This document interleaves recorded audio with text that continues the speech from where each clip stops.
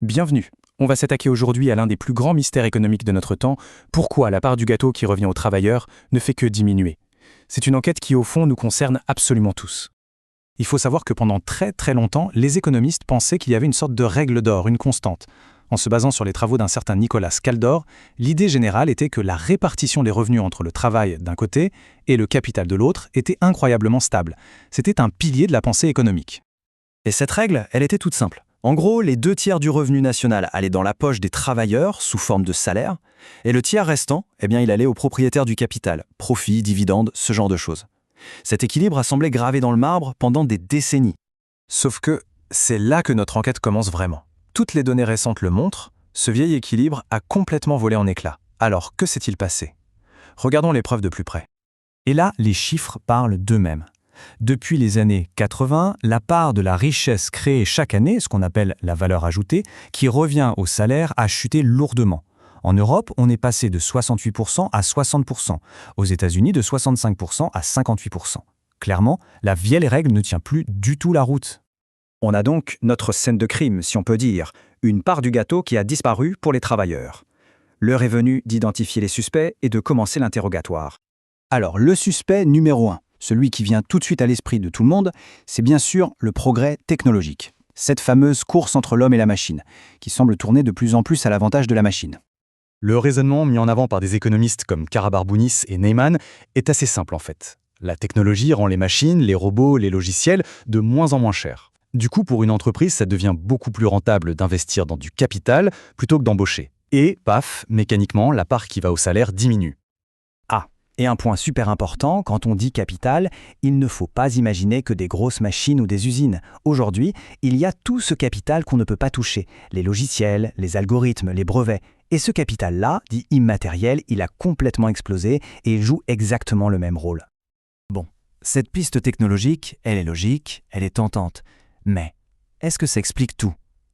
Certains indices suggèrent que l'histoire est un peu plus compliquée que ça. Et si on se trompait de coupable principal? Et c'est là qu'il y a un vrai rebondissement dans l'enquête. Le truc, c'est que la part du capital n'a pas seulement augmenté parce qu'il y a plus de machines, non, elle a surtout augmenté parce que le rendement de ce capital, autrement dit les profits, a littéralement explosé. Ce chiffre est juste fou. Rien qu'en Europe, la part des profits dans la richesse créée a bondi de 19 points en 35 ans. C'est colossal. Et là, on se dit que la technologie, toute seule, ne peut pas expliquer un bond pareil. Ça nous met sur la piste d'autres suspects. D'accord, donc les profits explosent. La question logique, c'est qui empoche tout ça et comment? Et ça nous amène directement au suspect numéro 2. Des entreprises qui ont acquis un pouvoir de marché absolument démesuré. C'est ce que des économistes comme David Autor appellent le phénomène des firmes superstars. Imaginez des entreprises tellement dominantes qu'elles écrasent toute concurrence. Elles réalisent des profits monstrueux et le point clé, c'est que leur modèle économique ne nécessite pas beaucoup d'employés pour générer des revenus gigantesques. Pour se faire une idée, c'est simple. On pense aux géants de la tech. Leur modèle, c'est exactement ça.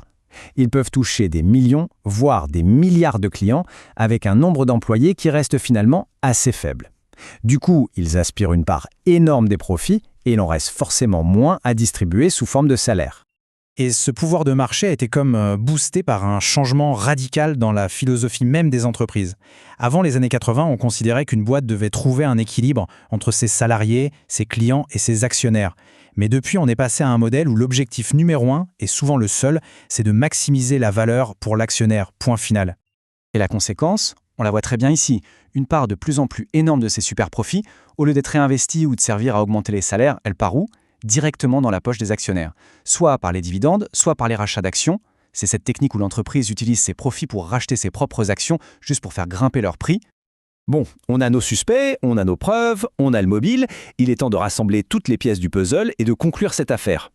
C'est ce que résument parfaitement les économistes qui ont mis en lumière cette théorie.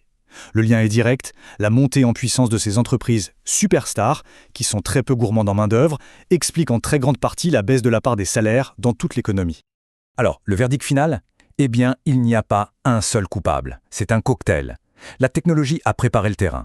Le pouvoir de marché a permis à quelques champions de tout rafler. La nouvelle philosophie d'entreprise a assuré que le butin aille quasi exclusivement aux actionnaires. Et la mondialisation dans tout ça? C'était le complice parfait, l'accélérateur de tout le processus. D'accord, on a compris ce qui s'est passé, c'est un bon début. Mais ce diagnostic, il ouvre surtout la porte à des questions, d'énormes questions pour notre avenir. Première grande question, si on admet que l'automatisation est une force inarrêtable, le défi est gigantesque. Comment fait-on pour que les gains de productivité incroyables de l'innovation soient mieux partagés et qu'ils ne creusent pas encore plus les inégalités?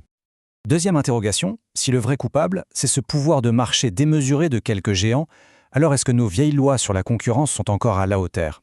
Est-ce qu'il ne faut pas tout repenser pour garantir un jeu plus équitable? Et enfin, la question qui fâche, la plus fondamentale peut-être, si le problème de fond, c'est ce modèle qui met l'actionnaire au-dessus de tout et de tout le monde, au détriment du reste, est-ce que ce n'est pas tout le système du capitalisme financiarisé qu'il faudrait oser remettre en question? Voilà, l'enquête est bouclée, les coupables sont identifiés.